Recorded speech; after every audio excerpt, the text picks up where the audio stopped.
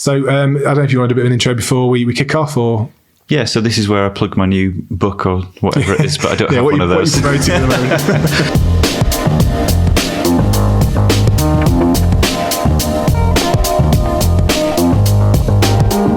Hello and welcome to Off Script by Hey Radio, a podcast for the tech community. My name is Josh Nesbitt and I run a software consultancy called Stack, based in Leeds, as well as the Hey events and conferences.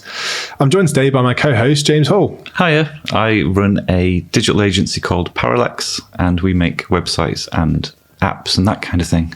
Awesome. So me and James have known each other for many years now. It felt natural to share the airwaves with James, talking about a variety of topics. The topic today is career progression, but I'm sure we'll have many things to talk about in the future. Hey and welcome again, James. Thanks for having me. Yeah, looking forward to getting into it.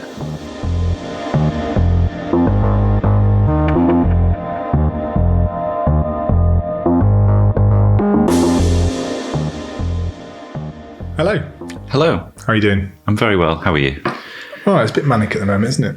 It feels like everything's getting busier and busier. Which is not usually the way it goes, especially in agencies around summer.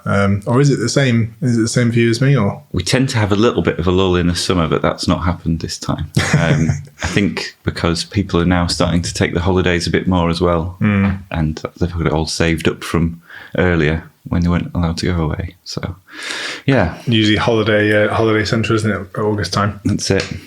Not this time though. I guess a lot of people are doing, camping abroad, camping locally. Staycations, yeah. Yeah, get away from the Zoom calls. Yep, they're relentless at the moment, aren't they? Yeah. The topic for this particular podcast is career progression. And there's lots of different things we're going to touch on, from defining your own career path to the state of the industry in terms of, what the market's like at the moment. In certain organizational structures, how do we look at career progression, career paths, pathways, all that sort of stuff.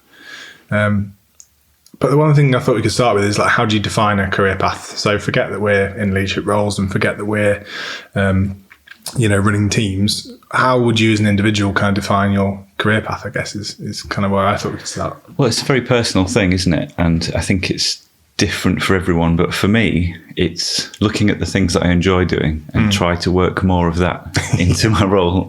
Yeah. I mean, I'm sort of in the fortunate position where I've got enough things going on in the week that I would probably still continue to do if money were no object, which I think is quite a lucky position to be in. And that's coding, really. I like to crowbar a bit of coding in there. The people side of it I find quite challenging. It's not my skill set, really, and that takes a lot of energy. I think you're in a sort of similar boat. Definitely, yeah. I think it's because you learn. Don't know about you, but I learned the programming side first. I got very stuck into code. Learned kind of Ruby as my first big language, and I just fell in love with it and really loved kind of immersing myself in that environment. The people management stuff, while it has its own challenges, is also very rewarding, but it's a very different beast, isn't it? It is, yeah. And unfortunately, any sort of technical architecture type roles or anything where you're sort of trying to move a project forward is very heavy on communication and getting people on board to your way of thinking. So unfortunately, you have to talk to people. You can't just open a big old pull request and hope that everyone agrees with you. You have to actually chat to them and get them on side. So it's a necessary evil, isn't it? But it's something that you can get used to and enjoy, I guess. But what you don't want is to have a career path where you end up being so good at one thing that you then get promoted into doing something else, which I think is what happens with a lot of developers. Yeah. That's one of the interesting things, and something I've seen in the last few years is I want progression. How do I become a manager? And actually, hold on a second. Your career progression, particularly in an engineering role, isn't that you kind of work up the ranks, so to speak, and then you become a manager. Absolutely nothing wrong with management whatsoever, but that's not necessarily the path you have to go on to afford seniority and to be kind of more of a senior person in the team. Yeah, absolutely. I think it's important that that companies have a path where you can become more senior, like they call them like principal developers and things like that, where you're on the same level, but you're not doing that management role. And yeah, I think unfortunately I've sort of backed myself into a corner running a company because there's nowhere. I can't do that basically. Yeah. But it's sort of it is what it is, isn't it? But I guess your role's quite unique in that sense because you have to wear a lot when you're in your own company. You have to wear a lot of hats. Many hats every day. Not even just the management and coding hat, is it? So yeah, it's like removing blockers and making sure everyone can get on with their own stuff rather than doing my own bits. As much as I'd like to be messing around with new tech, it's not always. Do you find that quite hard in terms of not having enough time, not enough time, but more time to tinker on things? It depends. I think you can work it into your day, into your week. And we do the regular hack days and stuff, so that's a good opportunity to sort of block out a little bit of time and work on some cool stuff. But in honesty, some of the projects that we'd end up selling, we work in interesting parts anyway, so they become part of the gig. So you learn sort of as you're doing them. Like R&D style stuff along the way. Yeah, like playing around with like treadmills or like all sorts of strange and wonderful things. Yeah, I always love it going into your office because there's always all sorts of stuff. I was about to say crap. It's not crap. Yeah, it needs a tidy. But you've got the room on the right when you walk in that's full of all the street lighting equipment, all the little stuff that you're tinkering with at the time. I remember when you were doing that. I can't remember what the table with the screening was called, but yeah, the big touch tables. We're doing more stuff with those at the moment. Super cool. And do you encourage hacking with them? Trying to mess around with them, trying to figure out different ways to utilize them. And yeah, absolutely. Yeah, that's what the hack days are for. But yeah, in terms of what we do at Parallax, we try and help people plan their career path using this PDP framework that Andy's put together. So it's looking at sort of like short-term goals, long-term goals, a bit about what motivates them, like why do you get up in the morning, like what are you interested in? Yeah. And it hopefully, as we flesh out this document in the one-to-ones that we do, they sort of get a clearer picture of where they want to go and where they've come from and all that kind of stuff. I saw something recently, and this is quite a common thing. I think it's called a skills matrix, where you've got like the grid, and you try and figure out, okay, well, I'm interested in these things. Where do I land in terms of the career path for me at this place? Yeah, no, it makes total sense. I think it was Circle CI I saw. Oh, nice. They've done it, yeah, they published one recently. Yeah, I mean, all that kind of stuff's really good. I think part of the problem with career paths is I don't know if people spend enough time thinking about themselves and where they actually want to go. Yeah. You just live every day as it comes. Yeah. So you get up and have a slice of toast and then open Jira. But it's very difficult to get people to think a little bit longer term, I think. It's quite hard, though, I think, as well. So if you think about, especially when you think about when you're starting out as a more junior developer, you're so immersed in the technology and trying to really learn the way that we build, in our cases, we build applications. I guess you're not really thinking that far ahead in terms of, well, what do I want to do in 10 years' time and what skill sets will be useful for me in my kind of longer career. And yeah, it's quite hard to signpost early on in those days to try and figure out what's going to be something that you should invest in, I guess. Yeah, it is tricky. And you sometimes jump on the wrong bandwagon. Yeah. But I think there seems to be a real shift at the moment with everyone wanting to do React-based stuff. Yeah. And I think that bet's paid off. Like, that's going to be with us for a long time, isn't it? And, I think so. I think picking a tech and backing it is one way. As you did with Ruby on Rails, and that sort of kickstarted your career, didn't it? Yeah, and I guess it's interesting. It's not aged badly. I'd still use it today to build new apps. I think it's great. I love Ruby as a language, so that really helps. But you're right. You just got to kind of pick a pathway and hope it pays off in a way. Especially when you invest heavily in a framework, for example, because you went a similar route with Laravel. Yeah. It wasn't always Laravel, was it? I think you went. Oh, we used. I think there was something called PHP on Tracks way back when that just died quite quickly. But it was a way of copying Ruby on Rails in a language that I knew. Yeah, I remember PHP at the time because you had Code Igniter. You had a few different ones that were trying to really implement MVC. Well. Yeah, that's it. And then moved on to Cake PHP, became a contributor there, did a few hairy. There weren't pull requests back then. You submitted an SVN diff on a mailing list, Love it. and then they merged it in for you.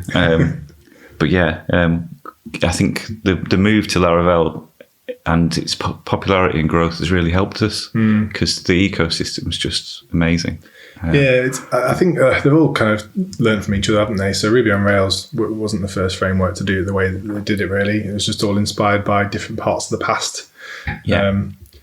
But it's quite interesting. I read an article by Joel Spolsky, obviously ran Stack Overflow, still on the board, I think. Yep. Started Fog Creeks back in the day and did Fog Bugs. Fog Bugs, yeah. Which I don't know if that was the predecessor to Jira, was it? Or were they around the same time? Or I think Fog Bugs might be a bit older, yeah. Yeah, but he was talking about, because when he built Fog Creeks, he was doing a lot of development, obviously set up Stack Overflow.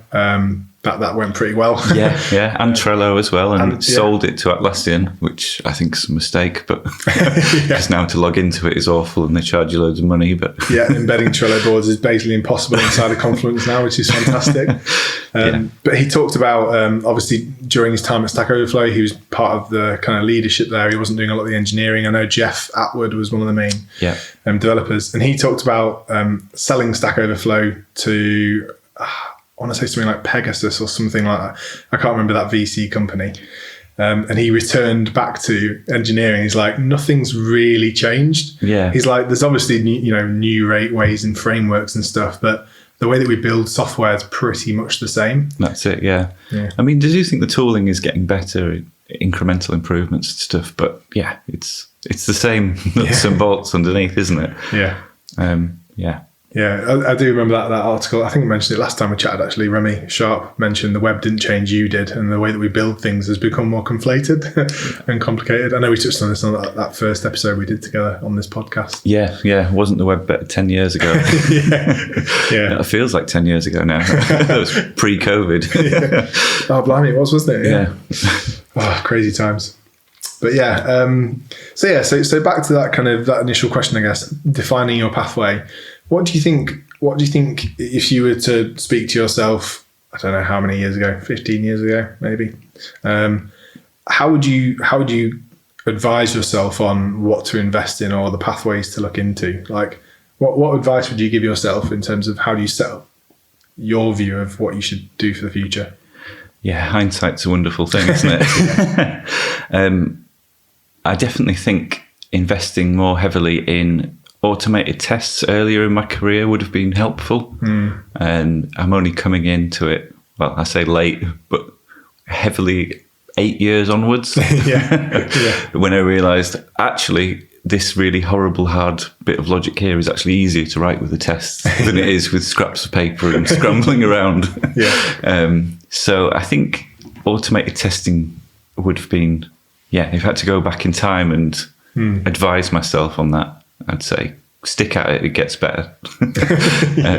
And I think as a tool for career progression, having shipping bug-free or less buggy code is a good thing, right? Yeah, I guess that approach to, I think the approach to testing software has probably matured quite a lot in the last 10 years, say.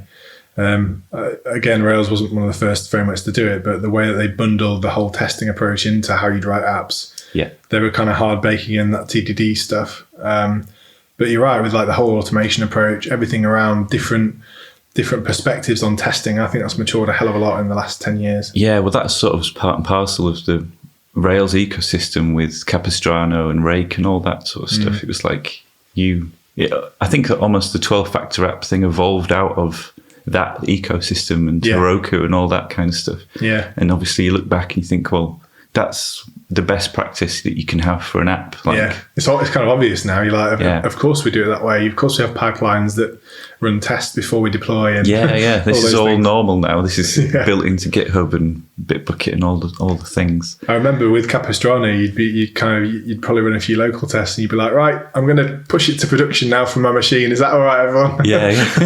And it would go off and SSH into random things and restart stuff. Yeah, clusters of machines. It was kind of scary, wasn't it? I kind of liked it though, like in a way, because it was that the autonomy was you're in control of it. You know, you understood because you'd scripted each step. You knew how the stuff got onto the machines because you knew it was an SSH command or an SCP copy or something. Yeah, and you could debug it because it wasn't some mysterious Docker build script, which is kind of like Shell, except not. Yeah, it looks the same, but it isn't. Yeah. So I guess so you mentioned in terms of Parallax, you're looking at career progression in terms of those kind of skills matrices and things like that, or? That's right, yeah. So people self-grading themselves where they think they are on certain bits of technology and different areas of focus, and then reevaluating that every so often. So yeah, we do one-on-ones, try to do them every 2 weeks, holiday dependent. So I'll do one set and Andy will do another. But I think we used to do quarterly reviews, and some agencies I've heard do like 6-month or 12-month reviews, which I think is way too long. It's quite a long time, especially in tech, quite a long time to wait to reflect. They have a load of stuff bubbling up and they might forget half of it. But if you're speaking at least once a month in that sort of more casual way, then things come up and you can address them there and then rather than letting them sort of fester and stuff. I find as well, not that it's a solution, but I think the social side of work also is a good way to discuss some of these things more informally. I think when you try and put someone on the spot to talk about their career progression, your mind goes blank. You don't really know. But when you kind of, as you said, more conversationally, just thinking about, you know, how's your week been? This has just really driven me crazy, or I felt a bit lost on this, or whatever. I think that's a much more valuable way to get that feedback. Definitely. And if you take notes, you can look back at it and go, do you remember when this sort of stuff used to really be difficult or bother you? And now that problem's long gone. Yeah. So you can just sort of reflect and see. Yeah. Like if you've got time hop, you can just sort of see how you change as a person. And it's good though, isn't it? It's kind of like I remember when TDD made me feel really uncomfortable, and I really hated that way of working. Yeah, and then something kind of clicked, and sometimes it doesn't click, and that's okay as well. But now I kind of think, well, that's just the way I want to work, and that's good. I think that's a lesson learned. Yeah, definitely. I mean, when I first started doing automated tests, I'd do a lot of really easy to write tests that were pointless and keep them forever. And I would definitely want them to keep passing them and like keep them around in the test suite and just throw more cache at it and run them in parallel. And now I know that it's okay to delete a test that's not providing value anymore. Yeah. Like it was there. It's good scaffolding for me to write the thing. It can go away now. I don't need to keep paying Travis CI $1,000 a month to hammer through that a completely pointless flaky test. Yeah. Well, I have 1,000 unit tests, all testing things that aren't important to the application anymore. I hate unit tests. Well, I don't hate them. They've got a time and a place, but sometimes they're so simple that it's not really testing anything. If you mock everything around it and then just test, it's like you're getting a multimeter and just putting it on a wire. It's like, of course that works. But the wire's not connected straight. Yeah, that's it. It's all, the rest of it's all on fire. So, I can't remember who said it. It was something like, I think a well-written integration test is worth 1,000 unit tests. I might have made that up, but I'm sure I heard it somewhere. I would definitely go with that, unless it involves browser testing, in which case it's so flaky it's not worth running. But that is interesting though, because it's like, you know, the ecosystem, we were talking about how things used to be a little while ago, but you know, it's not really changed. You know, you've got Puppeteer, you've got Cypress, you've got these different approaches to testing apps. They're getting a lot better now, Well, they're kind of more primitive parts of the browser, aren't they now? So they're kind of a lot more closely embedded than just this dumb thing driving a browser. Not dumb, I didn't mean that. It just gets a bit more reliable and repeatable rather than, some of the earlier Selenium builds were a bit shaky, weren't they? Yeah. Wait until this selector appears. Oh, it didn't. Sleep for a bit longer. Be right. Just stick a few weights in. What about yourself? How do you sort of define your career path, do you think? It's a difficult one, isn't it? I think I started the same as you in terms of thinking about the stuff that really interested me, the kind of apps I wanted to build. So I spent a lot of time, as we all do, there's like a rite of passage. You build a lot of admin interfaces and a lot of because that's always the last thing that you think about when you're building an app. So you got to cobble together something, usually leftover style sheet bits, and it looks a bit dodgy. Get a bit of bootstrap in there. Yeah, exactly. But yeah, I think that side interested me quite a lot in terms of how you build a lot of the administration back end stuff, because I think what I noticed early on is a lot of people don't really think of the people who administer the application as users. So you've always got this really terrible knocked together admin interface, but actually they're really important because it might be deleting some data or like managing something big. Yeah, definitely. I mean, you learn quite quickly that you want to put soft deletes on everything. yeah, definitely. But yeah, even though it's only got 2 users, I think a clear admin interface means that you've got a clear design for the application as well. Yeah, exactly. It's not just a big list of all your CRUD tables. Yeah. Well, there's all these, especially in Rails, there's loads of auto admin interfaces. There's probably loads in Laravel now too. Yeah, we've got Nova, which is awful. Well, it's good, but you get to a point and you just go off a cliff with it. But it's like, this was useful for me. Yeah. And you can't give that to a client. You can hack little bits in and get a little bit further, but no. Especially when you were, as you said, when you were at more like, are you really sure you want to do this action? Yeah. It's about to knacker something. But yeah, I think I was drawn to that side just as much as the front end stuff, because it was really interesting to me how it all tied into all the back end services, a lot of the underlying data structures, and a lot of the really cool code in my eyes, where especially in Rails, you can model some of this stuff really naturally in the language that is Ruby, and I just found that really interesting. So that gave me a good view of the whole stack. Yeah, definitely. And that's kind of how I kind of started to think about my career progression, in terms of I really like building front ends and making them look nice and work really well, but I also quite like the architectural side. Yeah, I think that's what interests me most, how everything sort of works together rather than how it looks. Yeah, I mean, you've got some amazing, like some of the stuff that your guys churn out in terms of the front end experiences and the way that some of that ties together, I could never do. And I kind of have a newfound respect for a lot of the front end world, because where people have really taken a lot of these interactions and experiences is amazing. And maybe for starting now, I'd look a bit more into that. I don't know. Yeah.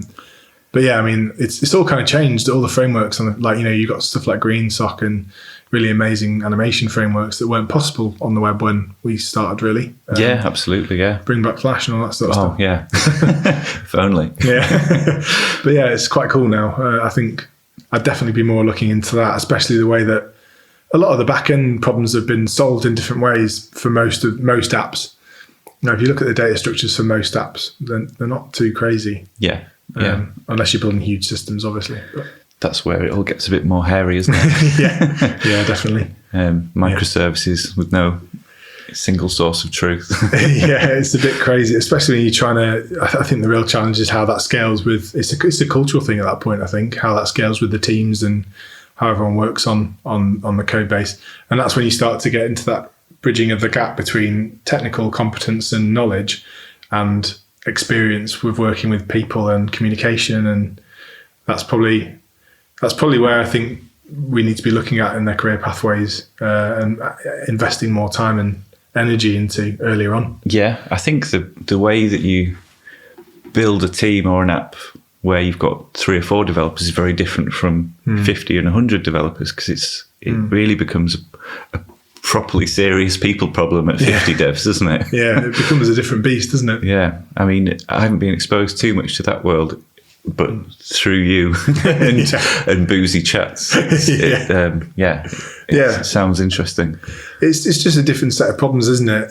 They both have different perspectives on things. So with a smaller team, maybe you don't need to communicate that much. Maybe you could just write a pull request because one of the 3 people that authored that are on the same wavelength and you're aligned. And maybe you do have a lot of chats outside of work or around work, but you can kind of be more autonomous. I think that autonomy is a lot harder to strive for when you've got a big team, especially with attrition rates, and it's a lot harder to keep that velocity going. And to keep that many developers engaged and interested in what they're doing when, frankly, some of the tasks aren't going to be as fun as some of the others. Yeah, exactly. Someone's going to be working on some subsystem that isn't it just needs to work.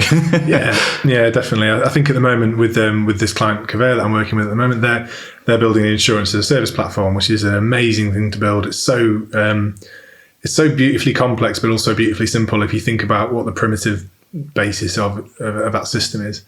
But yeah, you definitely get some people who are like, oh, I'm working on this service and I kind of want to work on the quote service over there because that's really interesting. That integrates with pricing and all sorts of stuff. And actually, I don't want to build an address lookup service or, but I quite enjoyed the simple ones. I quite enjoy writing a really simple service, but like testing it really well. And, because it's self-contained a lot more, isn't it? That's it, yeah. I guess in agency life, you get to do lots of varied things. So you can do a little bit of React one day and a bit of backend the next day and, and ship it and get on to the next client. Which is interesting. So how do you apply that to a larger team? Because one of the things that we're trying to look at the moment is how we can give people access and visibility of the entire ecosystem. So how could you be working on React one day and maybe a backend microservice another day? And we have a whole mixture of disciplines from C# to Node. So is there an interest in cross-skilling? Where are we going in terms of technology fragmentation in the future? Yeah. Loads of interesting different challenges that maybe, correct me if I'm wrong, but maybe in an agency you have a bit more flexibility to say, actually, we're just going to use this for building front end, or, I mean, not that you pigeonhole it, but you know what I mean? You might not have as much fragmentation because you can direct that a bit simpler. Yeah, there's some clients that come with technology expectations, right, which is difficult sometimes. But by and large, we try and go one way. So very much going down the React Laravel route at the moment. Yeah. And I can't see that changing anytime soon. And there's amazing things like Inertia, which it combines sort of front end stuff. They've got a Ruby on Rails backend as well, actually. Oh, right, nice. It's like building like majestic monoliths in Laravel and Ruby on Rails, which is pretty cool. So that is pretty cool. Yeah, I think, as we mentioned before, there's a lot of crossover with the ecosystems and stuff. I think picking a tech and sticking with it makes it easier to apply learnings from one code base to another. Because what you don't want is to reinvent the wheel every time you do a project. Yeah. The reason you pick an agency is because you want to hit the ground running. You want to build your startup out in 6 months, not 3 years. Yeah.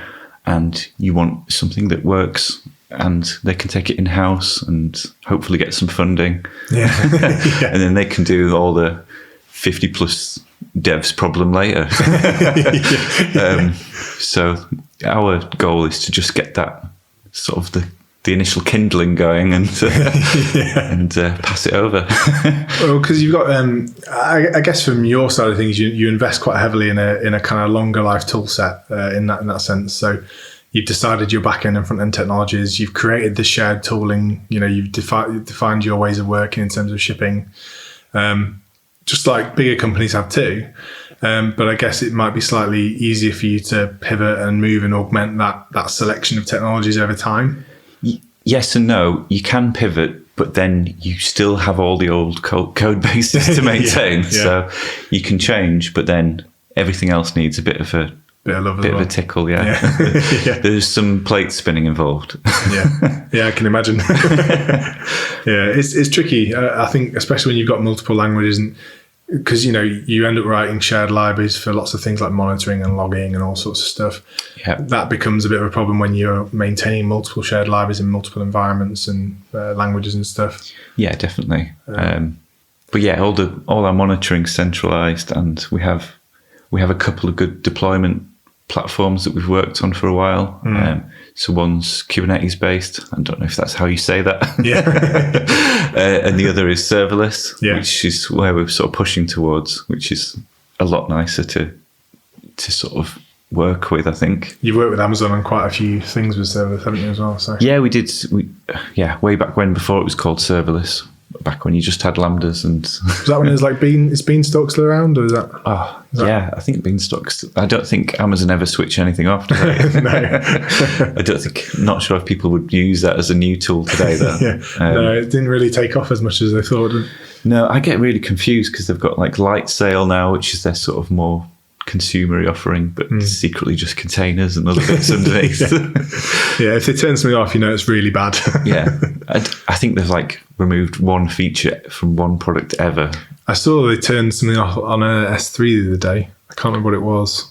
They disabled a feature on S3, and it's the first time I've ever seen them do anything on S3 like that. Maybe they're going back on their promise. yeah, maybe. I think no one used it though, so I think that's right. So back to kind of the career side of things, I think recognising the state of the market at the moment. So I don't know about you, but to be frank, the market is nuts at the moment where we're working. Some strange things are happening. Yeah. I think remote working is a big cause of that. Yeah. But there's some good things and some bad things that have happened. The good things are that we've managed to hire a bit further afield. Yeah. And so we've got like a couple of people down in sort of Portsmouth, and we've got like a shared working space for them. But yeah, I think there's lots of people moving around. We've had people accept job offers and then retract them. Which I've heard anecdotally from other agencies that's happening. Yeah. Just like getting their ducks lined up and seeing what's the best route. I think people are apprehensive about jumping ship sometimes, and some of the offers and job titles floating around are a bit unusual, but I think it will settle down. It's interesting, isn't it? Because we're certainly seeing similar stuff at the moment, and attrition at the moment is higher than normal for sure. I think we're doing everything culturally to try and retain and make sure that we're looking after people, but ultimately when the market's so buoyant, you're going to have a higher attrition rate. I guess the real issue is what you just mentioned there in terms of the definition of the career progression. People are moving into different companies to progress themselves. Maybe it's more financially driven because at the moment the kind of wages are definitely higher. The payroll is definitely getting hiked in some places, and you see some titles that are definitely a bit more, I don't want to say fluffy, but there's definitely titles that didn't exist a year ago, maybe. Yeah. And I wonder why that is. I wonder why we're creating new roles. I think because it is quite difficult to hire, I think some companies are promising the world on a stick a bit, and that's possibly going to be a bit of a problem further down the line. Yeah, I think we'll maybe see increased churn later on as a result of that as well. You don't want to make promises you can't keep in the interview process, I believe, because you want them to stick around long term. Yeah, because that's where you get happier clients, better products. If you've got people moving around all the time, you don't have a chance to build things. So yeah, it's important to hire the right people for the right roles. I think we're seeing it. I'm not sure if you're hiring many people in like the data space at the moment, but we're seeing some really crazy market conditions in data in terms of engineering roles and responsibilities, and maybe more kind of unicorn style roles are being advertised, and obviously the kind of wages reflecting that as well. But I think it's because remote working, as you mentioned, you can hire anyone from anywhere. Yeah, we've certainly exhausted the Halifax area with Conveyor. We've certainly kind of reached out as far as we can around that kind of northern region, and we're seeing a lot of candidates applying remotely, which is great. But then the expectations for salary and everything around that is quite different too, isn't it? Yeah, that's it. I guess a lot of London companies and startups are looking further afield as well, where usually they'd say absolutely have to have bums on seats in some expensive London office. Now they're going, right, well, let's get some people from the Midlands or wherever. So yeah, it's tricky, isn't it? Retention wise, what do you think companies can be doing to improve retention? I think obviously you have to have the money conversation. It's awkward but necessary, and make sure that that's a level where they're not going to be accepting other offers.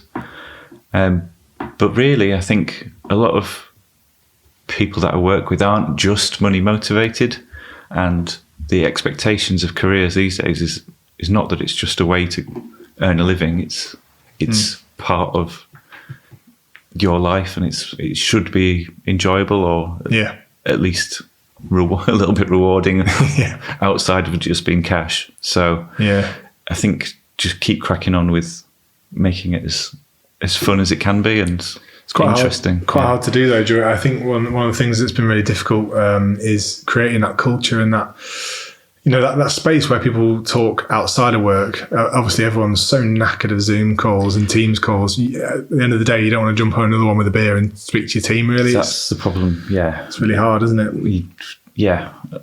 I did find that quite difficult, like the second lockdown, I think it was. And people are just proper Zoom fatigue. It wasn't exciting, everyone pulling together anymore, was it? It was like, another effing Zoom call. We're in this together, but I just want to stop talking to you right now. So it has been nice to see people face to face, and we had some people come in last week, and I've only ever met them on Zoom before that, and organised like a board game night for people that are into that sort of stuff. That'll be in person rather than, which is amazing, over the internet. And your office, you've got the machines with the soft drinks and the beers in it, and little things. I was chatting to Sam, one of the guys that I'm working with at the moment, yesterday, and he's like, I'm in the Engage office, and it's just amazing. You know, someone's come around giving us donuts, just little things like that. Yeah, that's it. Makes all the difference. It does brighten your day. I do think some people do crave and need that kind of human interaction. Possibly anecdotally, developers less so. They don't mind being like locked in a dark room for a bit. Actually leave me alone. I've got a problem to solve. So it is different for different team members, but I do think people will start coming in a day, a couple of days, but we're not expecting them to. No, it's only if they want to. So I guess how do you? So you say Portsmouth? You've got a kind of remote space down there. That's right. We've got a guy up in Scotland and someone over in Germany at the moment. So the interesting problem there is, and we've got the same problem with Career, because you've got West Malling, Reading, and Halifax. How do you make it feel like one site? Because you know that we want to make sure that everyone feels included. Everyone has their own little kind of ecosystems in each office and, you know, ways of working. How do you bring that together? I know that there's some companies, I'm not going to mention said company because they've gone down in favour a little bit in the last few months maybe, but you know, there's definitely promote remote working and different approaches to remote working. How do you do that instead of just forcing everyone to use Slack and Teams all the time? I think it's a difficult problem, and it has to be individual to the people involved, I think. It's a tricky one. I think we will want to do like a big summer party and a Christmas party still. What form that takes, I'm not sure. Do we move it halfway down the country, or I don't know yet. What do you think? How's it going to affect where you're at the moment? Or I don't know. It's quite tricky because I think obviously we're not out of the pandemic yet. It's still very much in. I know that the government restrictions have eased, but you know, COVID's still very much a thing, isn't it? It's not gone away just because we've eased restrictions, and I think things are obviously getting a lot better. But what we need to be mindful of is people's feelings towards it. You know, there's a lot of general social anxiety around it. I definitely carry some of that with me. So it's kind of like, how do you make inclusive events where people can get together and then still include people that maybe don't want to travel just yet, or you know, it's that kind of. It's the remote problem, really. Because you brought your Hay events online swiftly during the pandemic. Which works quite well, I think. And I think we've learned some stuff from that we'll keep, definitely. Yeah, you can just like a dual. You can be in person and have a beer, or you can tune in or whatever. Exactly, like the hybrid thing seems to work quite well. So in office spaces, I think that's investing heavily in conferencing software that's not shit. Have you found some? No. We bought a high-end Jabra microphone thing and thought this is going to be great. Plugged it in. Absolute rubbish. It seems to be the more you spend, the crapper it is. We've definitely tried to get some. I mean, to be fair, in the Career offices, there's definitely a better setup than there used to be. It's really hard to find the right setup for different team, the different makeups of team, because you don't want to all huddle around a microphone. Some people might want to be standing up on a whiteboard in front of, how do you find a camera? Because some of the cameras that track all that are really creepy. Yeah, they are. Like the Facebook portal. I don't know if you have one of those. It just sort of follows you around the room. Yeah, I think during the pandemic, I called you quite a lot on that, and it was just very intense zooming on your face. Yeah. Just going to the fridge and it's just, creepily zooming in. Yeah. It's tricky because I really do like drawing on a whiteboard and fleshing out ideas, and there isn't any good replacement I found for that. Miro's pretty good. Yeah. It's not bad. Yeah, Miro seems to be the popular tool of choice, and it is very good and it's quite flexible. The thing that I'm looking at the moment is all these ones that have like the little bubbles of your video immersed in your desktop. So it's not like a full screen video call. It's like an always-on walkie-talkie with your colleagues. So it's like, right, nice. Like you're in the same office space. Yeah, I think Slack's introduced something similar, like huddles. Oh, right, cool. So it's like a per-room audio channel that you can opt in and out of. Oh, that's cool. Which is pretty cool. I think they've copied that off Discord, maybe, or... Yeah, I saw that I've seen that on a few things. That's cool, though. Yeah. Yeah, maybe give that a go, then. I think what you want to make sure, though, is that the people that are in the office and the remote workers have the same career progression opportunities as well. Exactly. And you're not missing out on the chance for a promotion just because you're not sat having a beer with someone. I think that's very important. Definitely. And possibly illegal as well. Oh, definitely, yeah. If you don't get it right. And it's just not the right culture that you want to create, is it? I know in the past, what's happened is when you're trying to achieve that remote working thing is maybe 4 of you will be in the office, you'll be sat around a table, another 4 of you might be on a call in the same room, as in trying to do it over network. And it kind of works. It's a bit clunky. You can kind of hear each other. It's okay. But then what might happen is we'll go, we'll take a 15-minute break if you want, and we'll come back and crack on. And that's where all the little chats happen. So someone goes and gets a coffee. Do you know what? That's just made me think. All those little things. Yeah. I'm not sure how you recreate that in a hybrid manner. That's a tricky one. Yeah, because that really, I think, is, and that's what we miss, in my opinion, from the office culture, from the the side of desk conversations, all these things that are really key parts of, I think, keeping sane as well. I don't know about you, but with the back-to-back calls, you don't have that chance to have those 10-minute downtime conversations. Yeah, a quick moan about whatever happened in the previous call. It's good to get it off your chest, but you probably wouldn't want to write it down. It's not a Slack chat, is it? Yeah, exactly. But it's going to be tricky. That's a good point there. You mentioned it's like, how do we ensure the career progression is there for both sides there? Because really, that's about your processes. Then it's about how you document it. So, as an organisation, where is the skills matrix? Where is there's loads of different frameworks. Sophia is one of them. It's quite an old one, I think, but it's still in use today. It's kind of like where I am, if I'm in the office or not, can I go somewhere and find that information? Is it consistent? Is what I hear from you what is written down? And it's always a bit of a problem, documentation, right? So it's a struggle, especially when Confluence is being a pain. And HR ties quite heavily into it, because you want to do right by people and make sure they feel supported and the progression's there. And definitely. I think we've sort of made a decision that the more senior management level is going to make an effort to come in more and on the same days. And then it's sort of more relaxed for everyone else. Definitely. And that's what we're going to stick with for now. Nice. But I think everyone's just figuring it out, aren't they? I think so. Especially, we can be full capacity in the office again now, I think, can't we, legally? I think so. I don't think people would be comfortable with that, though. I don't either, no.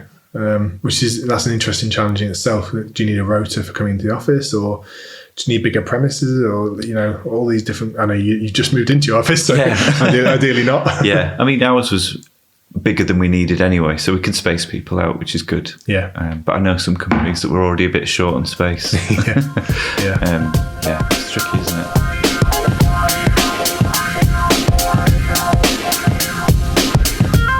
So that's probably a good time to wrap up our chat today. I don't think we've missed anything from our chat, have we? No, it's been good. Cool. A huge thank you to listening to Off Script by Hey Radio. Do check out the other Hey content online. as well as some of the fantastic work that Parallax are doing over at Parallax, I guess. Is that the best place to find that? It's the worst thing to read out. But yes, we also have parallax.co.uk. Oh, there you go. Redirects. Brilliant. Not the first problem you've had with that domain then. But yeah, hit subscribe to get more of this podcast content in the future too. And join us in a few weeks as we tackle our next topic, I guess. Cool. Cheers, Josh. Thanks, James. All right, bye.